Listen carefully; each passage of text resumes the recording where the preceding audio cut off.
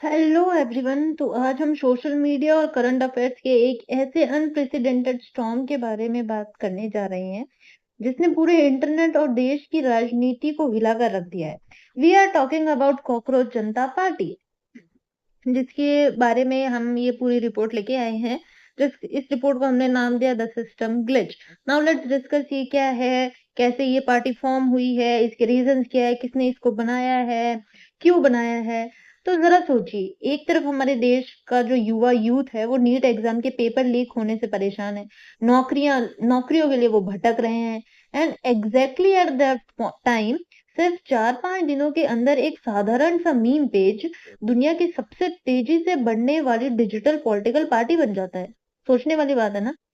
इसके इंस्टाग्राम पर रातों रात 13 से 15 मिलियन फॉलोवर्स हो जाते हैं। The most shocking part is that इस मीम पेज ने बीजेपी और कांग्रेस जैसे बड़ी बड़ी पार्टियों को भी इंस्टाग्राम फॉलोइंग के मामले में पीछे छोड़ दिया है। लुक एट द पेज कि इसमें बीजेपी के 8.8 मिलियन फॉलोअर्स है, कांग्रेस के 13.3 मिलियन फॉलोअर्स है, एंड जो सीजेपी है इसके 15 मिलियन फॉलोअर्स से भी ज्यादा है। यह पार्टी खुद को formally voice of the lazy and unemployed कहती है। And look at the fun, Mahua Moitra और अखिलेश यादव जैसे बड़े बड़े विपक्षी नेता भी सोशल मीडिया पर इसे एंडोर्स और सपोर्ट कर रहे हैं। लेकिन एक स्टूडेंट और एक टीचर के नाते हमारे सामने सबसे बड़ा सवाल ये है कि देश का युवा अपनी एक्सपेक्टेशंस किसी ये स्थापित राजनीतिक दल के बजाय एक मीम पेज से क्यों लगा रहा है। तो इसको समझते हैं।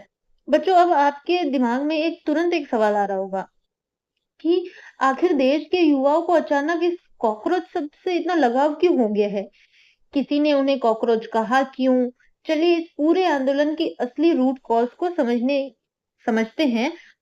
ठीक है, तो सबसे पहले तो देखो कि इस पूरी कहानी का ट्रिगरिंग पॉइंट शुरू होता है 15 मई 2026 को, जब सुप्रीम कोर्ट के एक सीनियर एडवोकेट की डेजिग्नेशन को लेकर सुनवाई चल रही थी। इसी दौरान chief justice of India justice Suryakant की बेंच ने एक ओरल ऑब्जर्वेशन की। ठीक है, जस्टिस साहब ने कहा कि आजकल कुछ युवा बिना किसी प्रॉपर क्वालिफिकेशन के खुद को social media journalist, RTI activist या इन्फ्लुएंसर बन जाते हैं और सिस्टम पर अंधाधुंध हमला करना शुरू कर देते हैं। He compared this trend to cockroaches and parasites, जो बिना किसी रोजगार के हर जगह फैल जाते हैं।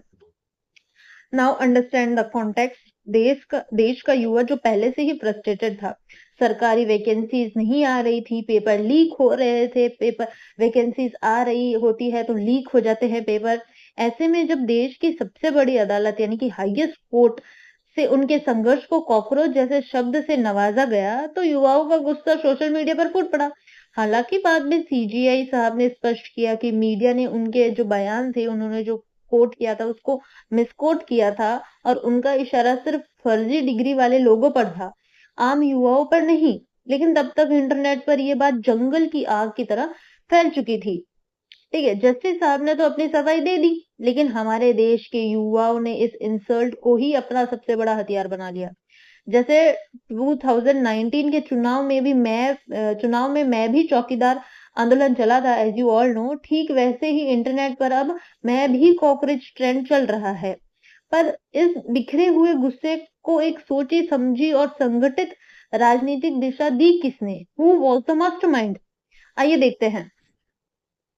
तो यहाँ पर एक बहुत ही दिलचस्प पॉलिटिकल ट्विस्ट आता है। अभिजीत दिपके, जो 2020 से 2023 तक आम आदमी पार्टी और सोशल मीडिया टीम के नेशनल कोऑर्डिनेटर और दिल्ली सरकार के कम्युनिकेशन एडवाइजर के रूप में रह चुके हैं, उन्होंने अन्ना आंदोलन के बाद आम आदमी पार्टी के राइज को बहुत करीब से देखा है और मैनेज किया है। ठीक है, इन सब के पीछे तो किनका दिमाग था? वो थे अभिजीत दिपके, जो कि 30 साल के हैं। अभिजीत कोई आम इंटरनेट यूजर नहीं है। उसने अमेरिका से बॉस्टन यूनिवर्सिटी से पब्लिक रिलेशंस में मास्टर किया है, यानी उसे अच्छे से पता है कि जनता की नब्ज को कैसे पकड़ना है और किसी मुद्दे को वायरल कैसे करना है। तो जैसे ही सीजीपी वायरल हुई, कई पॉलिटिकल एनालिस्ट ने पॉइंट आउट किया कि यह आम आदमी पार्टी का एक प्लान पीआर स्टंट हो सकता है। ध्यान दीजिए, 13 मई 2026 को अरविंद केजरीवाल ने एक प्रेस कॉन्फ्रेंस में जेनजी से रिक्वेस्ट किया था कि वे व्यवस्था के खिलाफ बाहर आए, और इसके ठीक 2 दिन बाद यानी 15 मई को ये कॉकरोच विवाद हो गया। क्रिटिक्स का मानना है कि स्क्रिप्ट पहले से तैयार थी, बस कॉकरोच शब्द ने उस आग में घी डाल दिया। अभिजीत ने अपनी इसी पीआर स्किल्स का इस्तेमाल करके रातों रात कॉकरोच जनता पार्टी की एक वेबसाइट, एक आकर्षक लोगो और एक ऐसा मैनिफेस्टो तैयार किया जिसे पढ़कर पहली बार में तो हंसी आती है, लेकिन गहराई से देखने पर वो गंभीर मुद्दों पर चोट करता है। आइए देखते हैं कि वो घोषणा पत्र, वो मैनिफेस्टो क्या क्या क्राइटेरिया हमारे सामने रखता है। तो देखो, उस मैनिफेस्टो में सबसे बड़ा ये है कि आप घोर अनएम्प्लॉयड होने चाहिए, ठीक है, by choice, by force, by principle, किसी भी तरह से, यानी कि डिग्री हाथ में हो पर जॉब का कहीं अता पता ना हो। आप क्रॉनिकली लेजी होनी चाहिए, देश बदलने का जज्बा तो हो पर सुबह बिस्तर छोड़ने की इच्छा ना हो। ऑनलाइन जीवी होनी चाहिए, यानी कि जो दिन में कम से कम 11 घंटे सोशल मीडिया पर रील स्क्रॉल करे, आप उनमें आना चाहिए। फिर है प्रोफेशनल रेंटर, यानी कि जो देश की हर व्यवस्था पर मीम्स बनाकर अपनी भड़ास निकाल सके। तो दिस इज द क्राइटेरिया, ठीक है, कि अगर आपको सीजेपी में रजिस्ट्रेशन चाहिए तो दीज आर द क्राइटेरिया जो आपको फॉलो करने होंगे, ठीक है, और इनके बाद आप वो मतलब कि सीजेपी आप ज्वाइन कर सकते हो, ठीक है। लेकिन ये जो इनका जो 5 पॉइंट मैनिफेस्टो है वो सीधे हमारे प्रशासनिक और संवैधानिक व्यवस्था पर चोट करता है। तो इनके वादे देखिए, क्या क्या है, डिमांड्स क्या है कि रिटायरमेंट के तुरंत बाद किसी भी चीफ जस्टिस को राज्यसभा की सीट या फिर कोई सरकारी पद नहीं मिलेगा, ताकि जो जुडिशरी है कि वो उनकी इंडिपेंडेंस बनी रहे। दूसरा प्रॉमिस ये करते हैं कि अगर चुनाव आयुक्त, ठीक है, चुनाव आयुक्त सीईसी किसी भी वैलिड नागरिक का नाम वोटर लिस्ट से काटता है तो उस पर सीधे आतंकवाद कानून यानी कि यूएपीए के तहत मुकदमा चलेगा। तीसरा वादा करते हैं कि वुमेन रिजर्वेशन को 33% से बढ़ाकर सीधा 50% कर दिया जाएगा।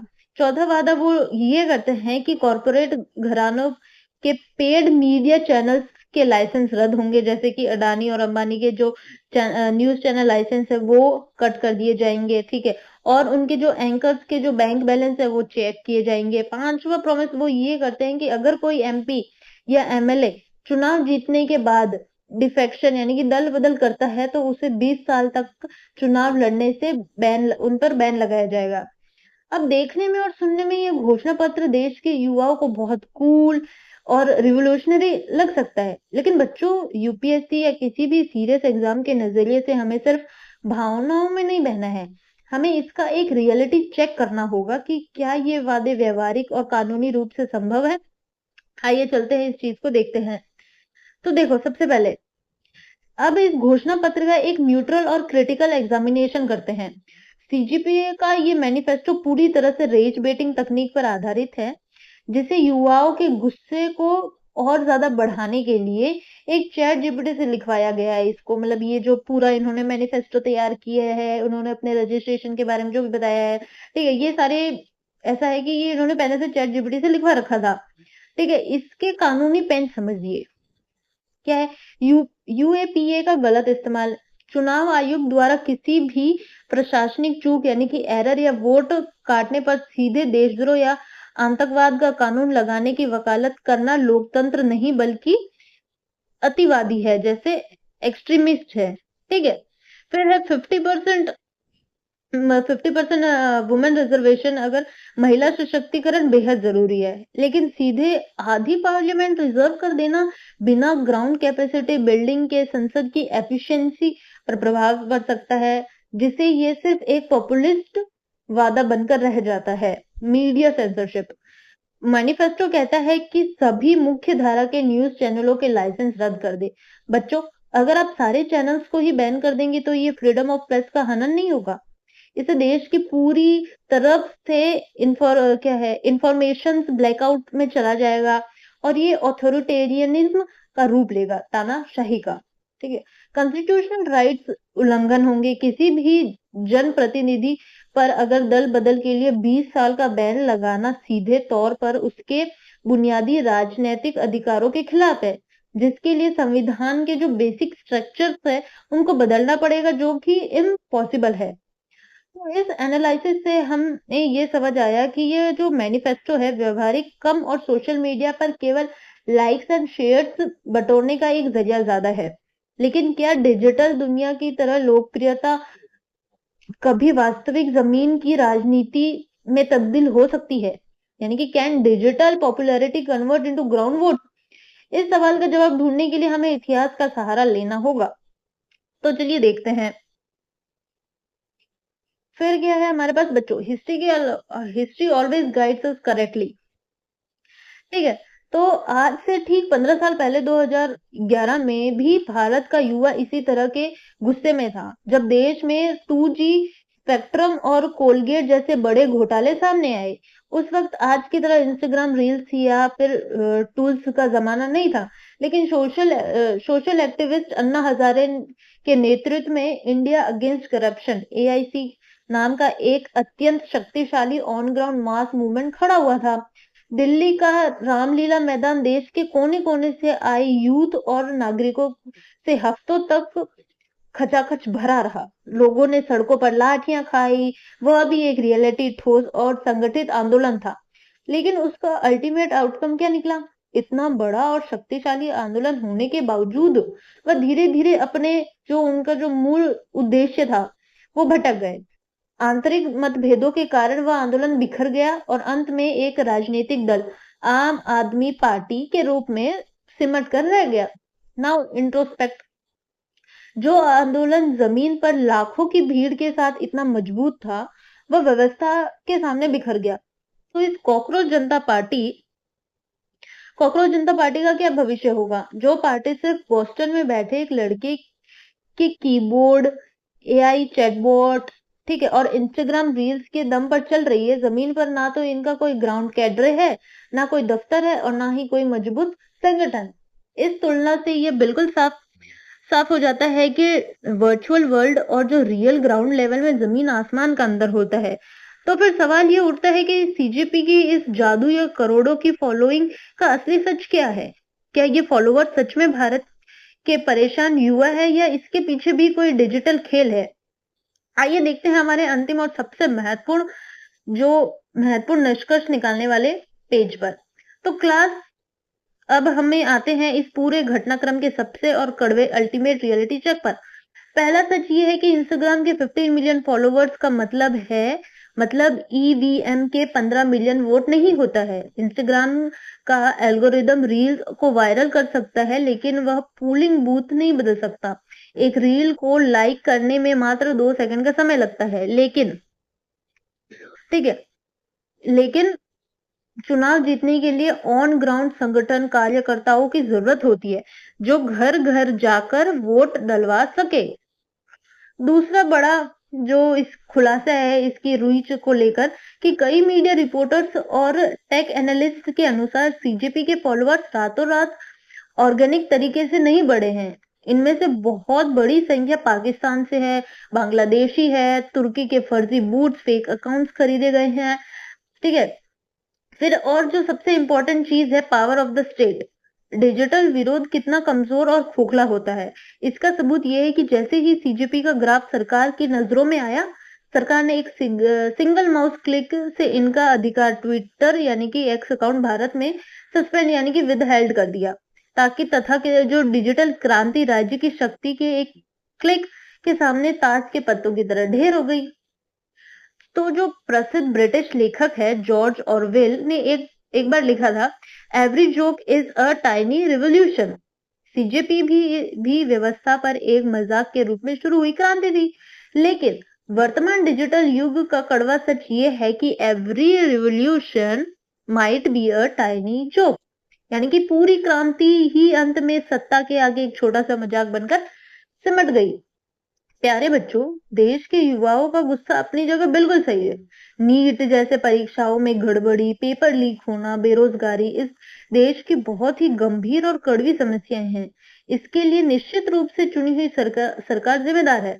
लेकिन इन गंभीर समस्याओं का समाधान किसी सोशल मीडिया के मीम पेज को फॉलो करने से या खुद को आलसी कॉकरोच स्वीकार कर लेने से कभी नहीं होगा। अगर युवाओं को सच में बदलाव लाना है, तो उन्हें अपनी आवाज को सोशल मीडिया के इस खोखले और डिजिटल बबल से बाहर निकलना होगा और जमीन पर आकर एक ठोस और राजनीतिक तरीके से अपनी मांगों को उठाना होगा। आप लोग मुझे कमेंट सेक्शन में या क्लास के बाद बताइए कि आप इस कॉकरोच जनता पार्टी को युवाओं के दर्द की एक जेन्युइन एक्सप्रेशन के रूप में देखते हैं या सिर्फ कुछ दिनों का इंटरनेट या डिजिटल तमाशा। अपनी राय कमेंट बॉक्स में जरूर लिखें। धन्यवाद। जय हिंद।